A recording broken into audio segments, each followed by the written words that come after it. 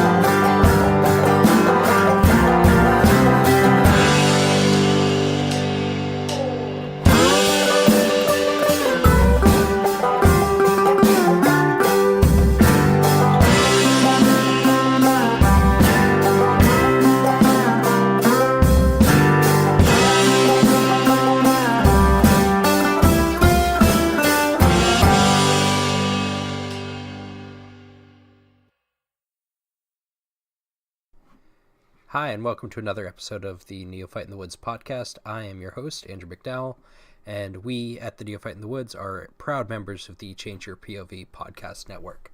I'm delighted to be back and podcasting again after a couple of weeks of layoff due to some circumstances beyond my control, mostly involving weather and not having power for long stretches of time.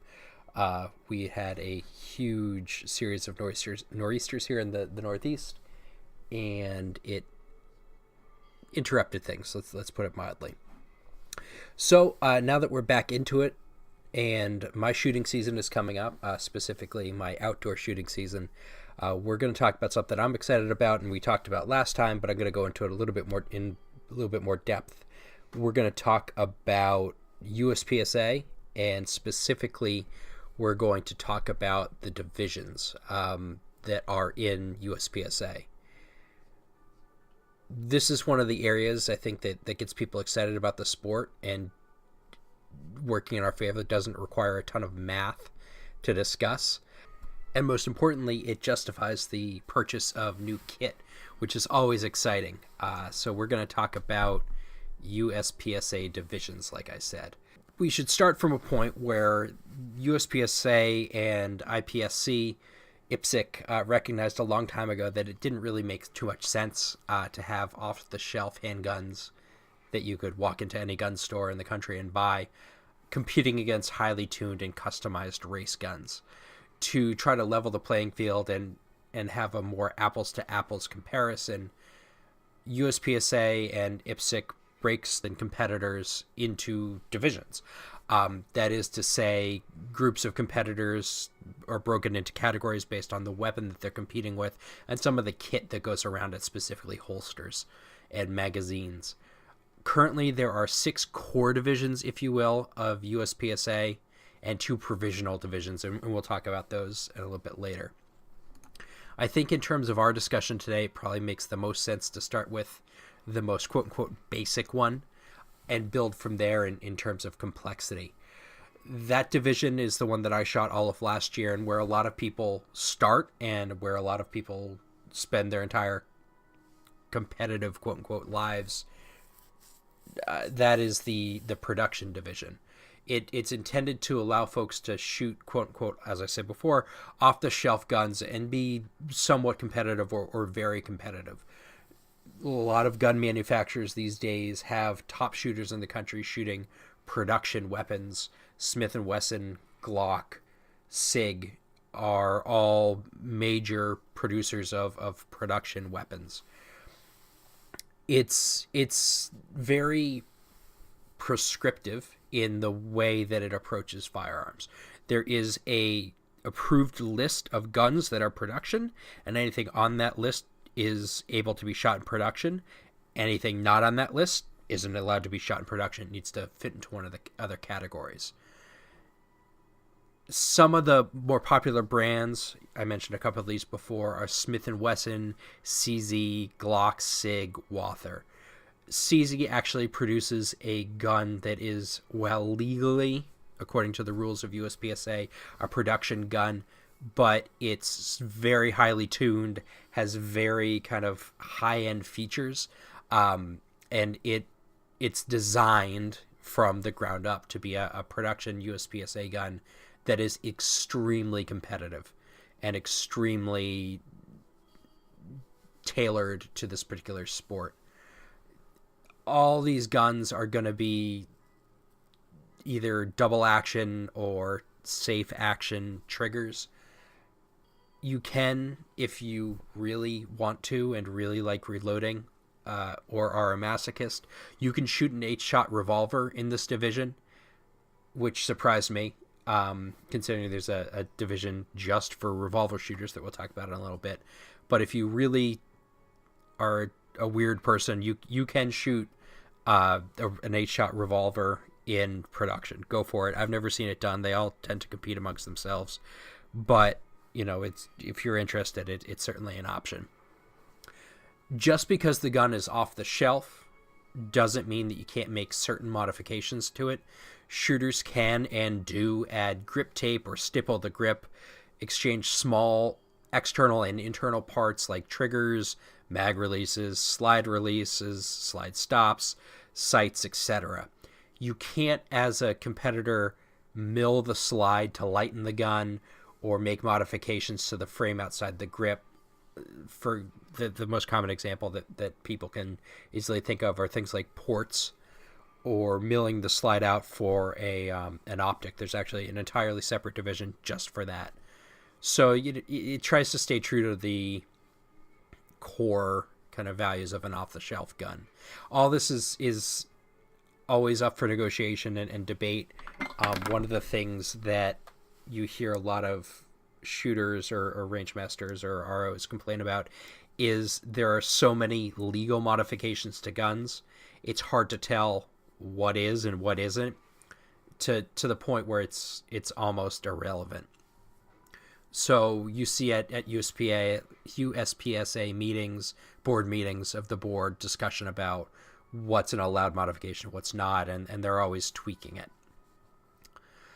The other part of production, and this is intended to keep things quote-unquote fair for those of us behind the Iron Curtain, so to speak, shooters are only permitted to load 10 rounds into their magazine and have one in the chamber. It's a 10 plus 1 division, regardless of if your gun could accept 17-round magazines, 15-round magazines. You can only load 10 plus 1.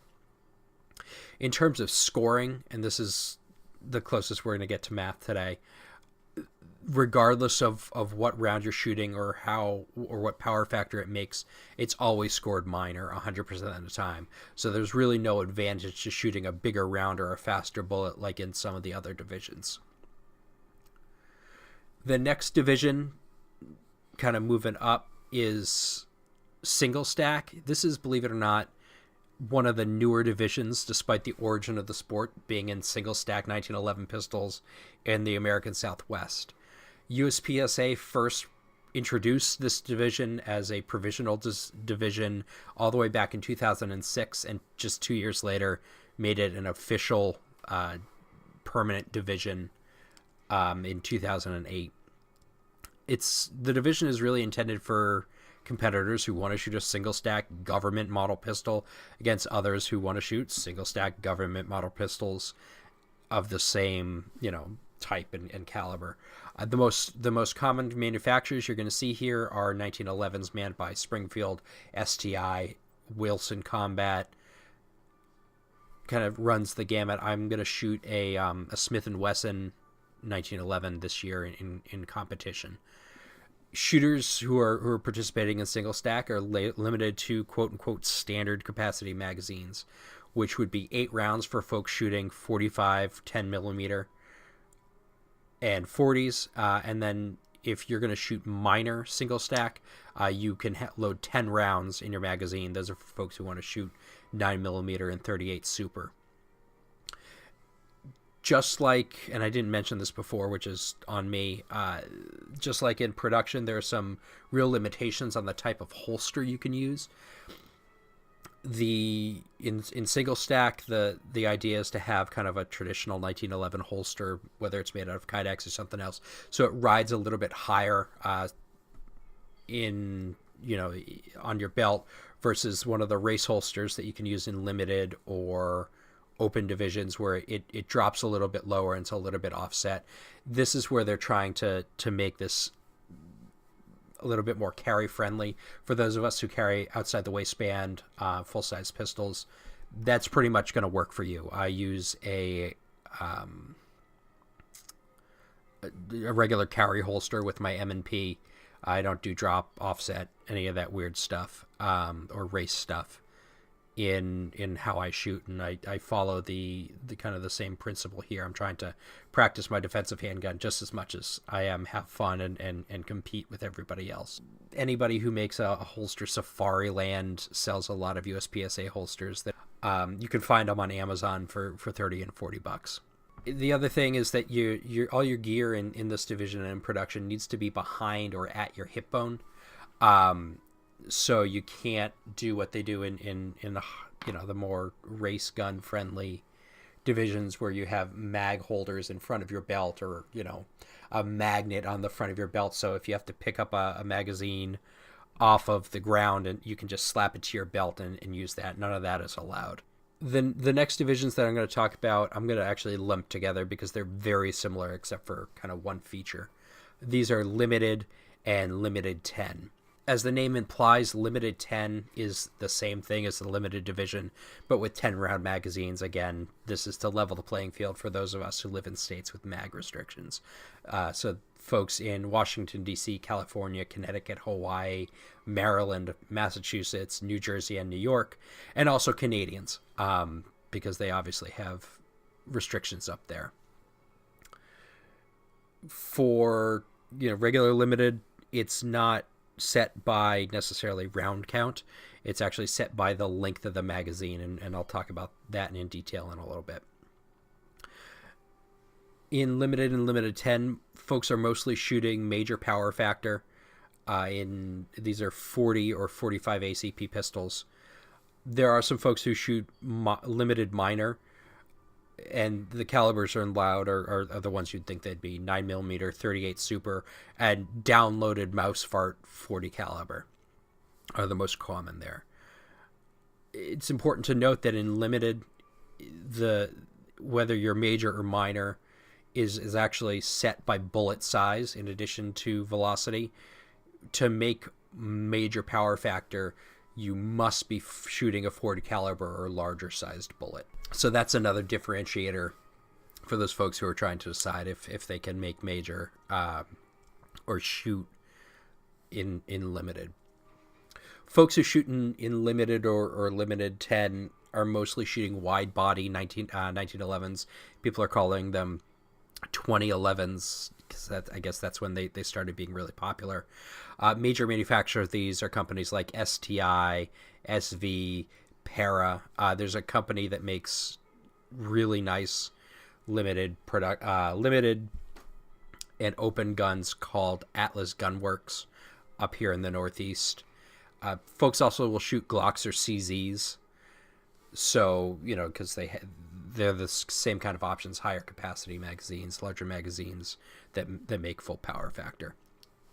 It's important to note that full limited shooters don't have, as I said before, a capacity restriction. They're not limited to 10 rounds, but they have a maximum magazine length. It's 141 millimeters for double stack magazines. So these are going to be the wide body double stack 1911s.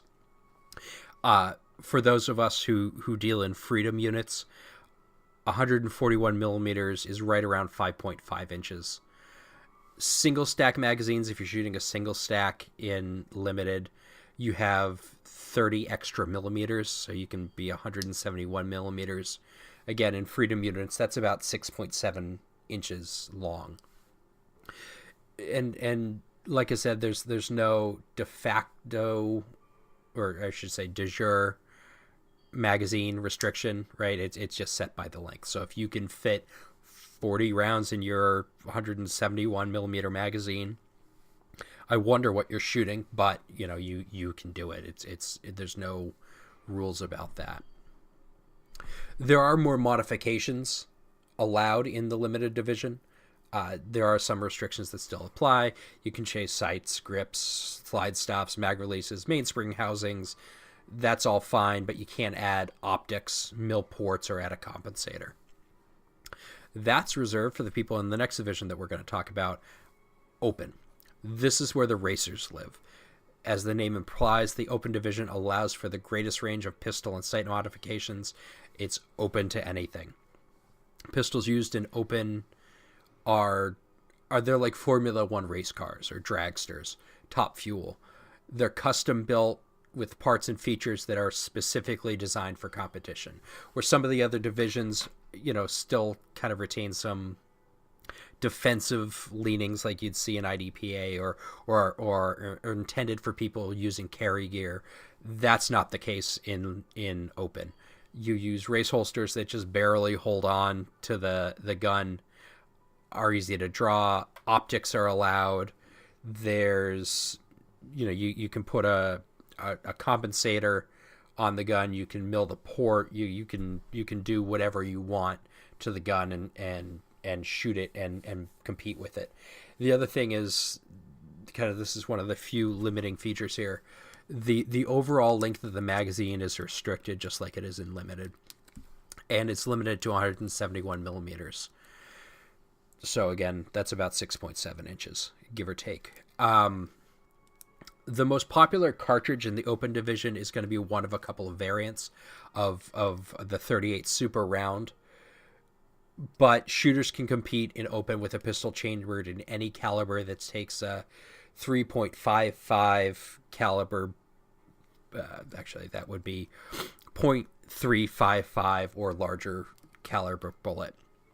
I do know some folks who are brave, or you could potentially say crazy enough, to really push the envelope of what metallurgy and loading will allow, and they actually shoot a super hot 9mm round in open. I haven't witnessed their guns explode yet, but I'm kind of always wondering when it's going to happen, just because they're filling that case all the way up to the top. I'm really surprised that more tragedy hasn't come out of that. It just seems like a needless risk when you can load 38 Super or some of these other cartridges that are designed for these hotter loads and higher speeds. They're more expensive, but I'd rather spend more money per round than blow off my finger. I can't replace my finger. I can always replace a bullet. But that's just me. The next division, and this is kind of a throwback to earlier times and stuff I mentioned in production, is the Revolver division. As the name implies, it's for people who like to reload. I'm just kidding. It's for people who want to shoot stock revolvers in their own division against other revolvers. Most of what you'll see here are Smith & Wesson revolvers and minor loadings, because you get 2 extra rounds shooting minor loads. So you can have an 8-round cylinder versus 6 for those shooting major. Just like production, there are limits on what modifications you can make to your real gun. No optics, ports, or compensators are allowed. Just like the other divisions, you can change grips, enlarge the cylinder release, camfer cylinders, tune actions. So as not to be completely cruel, you can use moon clips or speed loaders and the like to reload each time. From what I've seen, revolver shooters can be really fast, and where they, without fail, the competitive good revolver shooters are very good at planning out their stages and reloading. I know I made a joke about it just a couple of seconds ago, but they make lightning fast reloads with their moon clips, and I'm always amazed that their reload times are just as fast, if not faster, than some folks use in magazines and single stack or double stack pistols. It's really incredible. So if you really want to come out and shoot a revolver in a pistol match, you should. I'm always impressed. I'll give you kudos for that. So that's it for the kind of the 6 stock quote unquote divisions, the ones that are official and as far as I know going to be permanent. There's 2 other divisions that we can talk about here. They're called provisional divisions. These are for experimental purposes, just like production and 1911 were when they were first introduced. They're to try out new concepts or to kind of capture new themes or trends in the shooting sports. The first one I'm going to talk about is actually something I have some interest in shooting. Actually, I have interest in shooting both of these. However, likely I'm only ever going to be able to try one just based on cash flow. And the one we're going to start talking about is carry optics. This is a new division to USPSA, and it kind of captures some recent trends in everyday carry personal defense pistols. There's really nothing new about putting an optic on a pistol in competition. Steel Challenge has been doing it for a long time. USPSA Open has allowed them for decades, something like 30 years. However, as I said, there's recently been a huge increase in the number of people putting dots on their everyday carry guns. Every year, and this trend has continued on an upward trajectory, more and more major manufacturers are putting out more and more service pistols pre-milled for red dots. The most common ones you see are RMRs, Vortex Venom dots, SIG's Romeo 1, Burris makes I think it's called the Fast Fire or something like that. They're all pretty commonly used in kind of carry optics, and that's true in USPSA. With enough recent interest in it, and I'd be willing to guess some pressure from manufacturers who view USPSA and IDPA as great marketing tools, the Carry Optics Provisional Division was created. I would anticipate that Carry Optics is going to become a standard division just like the rest fairly soon, just based on the number of people who are interested in it. The rules here for Carry Optics merge some stuff from production and some stuff from limited. It's mostly production, if we're being honest.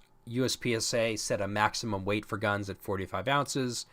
They require an optical electrical sight, as Carry Optics name would imply, and they allow all the standard external modifications. Where it's similar to limited is the magazine length. The maximum length is 141 millimeters, just like limited. However, like production, everything's scored minor. So if you're shooting a 45 in Carry Optics, you're getting minor scoring. It's just the way that they've approached it. I think it's an interesting approach. I would really like to shoot a dot. I think it would be an interesting experience, and I think one of my bigger problems in shooting USPSA is I lose my sights and I get ahead of myself. So I think maybe shooting a dot might make me a little bit of a better shooter. Not so much because my fundamentals are flawed, which they are, but because it's just easier to pick up a red dot than it is to align a sight and post. While we're on the subject of things with optics and things that let you take a different approach to shooting, we can talk about the other provisional division, pistol caliber carbine, or as my USPSA range officer instructor called it, pistol caliber cheater. This is the division for people who want to shoot rifles in a pistol match. It was created in the rapid growth and sale of pistol caliber carbines and their popularity with shooters. You can shoot a whole lot more for the same price if you're shooting 9mm loads, especially if they're 9-meter hand loads. It's a different approach to practical, I can't say pistol because you're shooting a rifle, but practical shooting. It's also, as the name would imply, the most different for others. The division requires the shooter to engage targets with a pistol caliber carbine chambered in one of a number of different calibers: 9, 357 SIG, 40 Smith & Wesson, 10mm, or 45 ACP. The gun has to have a stock capable of being fired from the shoulder. This is intended to make AR pistols or guns that use SIG's arm brace to be, a quote-unquote pistol, to make them not be eligible to participate. The other thing to remember with pistol caliber carbine is that you're being scored minor no matter what load or power factor your individual round makes. So there's no advantage to shooting a larger bullet moving at a higher speed. So a full power 10 millimeter or 45 ACP is going to be scored the exact same as somebody shooting a hand-loaded, barely cycles the bolt 9 millimeter cartridge. One of the interesting things here is that they do actually put a max velocity of the rounds. The rounds are intended to max out at 1,600 feet per second. So that does limit some loading options, which is, an interesting approach.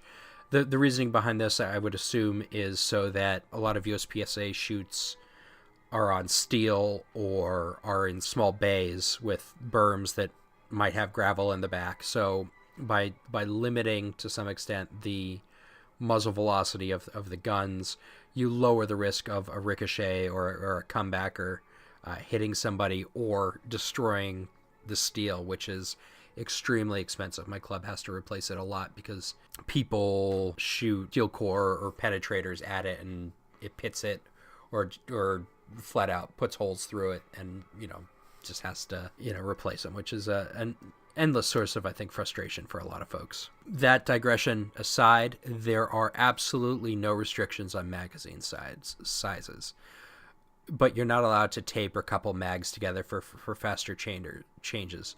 I see a lot of folks using Colt 9mm magazines from the Colt 9mm carbines that were made in the 80s and 90s, or modified Uzi mags. With both those magazines, if you cut a little notch out of the steel, you can actually use it in an AR style platform with an insert in your mag well. It's pretty cool. A lot of folks who are really serious about pistol caliber carbine are shooting SBRs, which is, interesting. I think it's an interesting use for an extra $200. If I, could afford it, I would absolutely buy one because they're just a hoot to shoot. They're really fun, fast little guns. The other thing I've seen in pistol caliber carbine that's perfectly legal and seems to be de rigueur are optics. Almost everybody who I've ever seen shoot PCC shoots some form of red dot. Target acquisition is faster. Seems like a reasonable approach to the division. I mean, you're already breaking all the rules, so why not give yourself another advantage? I'm kidding. Mostly. And that's it. I mean, those are the current divisions in USPSA. There's always discussions about or rumors that USPSA is going to eliminate one division and introduce another, or merge two divisions, or do away with limited 10 and replace it with something else. But I honestly don't see it changing very much past what's already out there. I think that there's enough people with enough money invested in the divisions that exist that I just don't see it as feasible to take it away. You can say a lot of things about USPSA and how it's kind of gone towards the race guns, and that's where, the popularity and the focus is placed. I don't necessarily think that's true. I think that they do a really good job of balancing the playing field and making it fun and competitive for everybody. Hopefully, from the past half an hour or so, you've seen that just about any handgun and some rifles that you own can be brought to a competition and shot successfully and competitively. I would really, really encourage you to get out and shoot a match and try it out. My local club, the Hopkinton Heavy Hitters, runs an annual introductory class that without fail fills up. I know a lot of other clubs do too, nationally. USPSA has a brand new website that works really well. If you're interested in shooting but don't know where to go, if you don't belong to a club that has a USPSA or IPSC team or regular competition, if you go to the website, there's a searchable list of clubs by zip code, and you can find something close by to compete with. You should also check out USPSA's magazine front site. There's a lot of great information in there. I pulled a lot of what we talked about today from there. They present the information in a really clear, concise, detailed way. So that's it for this week. Coming up, we got some other good stuff. I'm sure we'll revisit USPSA. Got another episode with my good friend Jeff Adamek, going to be talking about the other greatest combat weapon ever made. We're talking about the M1 and its history and its role in our military and the wars we fought. So I'd encourage you to tune in. If you want to join us on the podcast, please reach out to me on Twitter, email, Facebook, which I have but don't really use. You can send me a carrier pigeon, whatever. Just reach out, and I'd love to have you on. We got turkey season coming up. If anybody out there wants to talk about turkey, hunting turkeys, I'd love to have it. I'm not a very good turkey hunter. I'd love to learn from you. So thanks a lot, and we'll talk to you later. Hey everyone, it's Andrew from Neophyte in the Woods. Just popping in real quick, wanting to do a quick kind of bumper out here. We here at Neophyte in the Woods and the Change Your POV Network do this all out of the goodness of our hearts. We legitimately love and are passionate about the subjects about which we speak. However, that doesn't mean that we're not absorbing some costs. And one of the ways we're trying to address the overhead costs associated with putting out these podcasts is to do Patreon. And you can find a link to it right down at the bottom in the kind of the episode show notes on our website. If you could donate anything that you're able to support us and help us get this content coming out to you, it would be very much appreciated. There are tiers of membership from $1 all the way up to $10, and you can donate more than that. For our backers, our Patreon patrons, we do offer some unique content. We've been doing weekly shows where we do a live stream and we talk about a quote on Mondays. It's normally right around 8 p.m. Eastern. There's also some other cool rewards, including the level at which I back at $10 a month. You can actually get, believe it or not, a signed autographed picture of our fearless leaders, Bennett and Eddie. It really changed my life. It sits actually right up above the computer where I record all this stuff. I take it with me when I go hunting. I take it with me when I go fishing. I take it with me when I go to work. It goes everywhere with me. Some people have an EDC pocket knife. I have an EDC picture of Bennett and Eddie. I would really strongly suggest you back us and keep the good work that we're doing coming. Thanks for listening. Thanks for supporting us on Patreon. Thanks for leaving us reviews on iTunes. And we'll talk to you next week.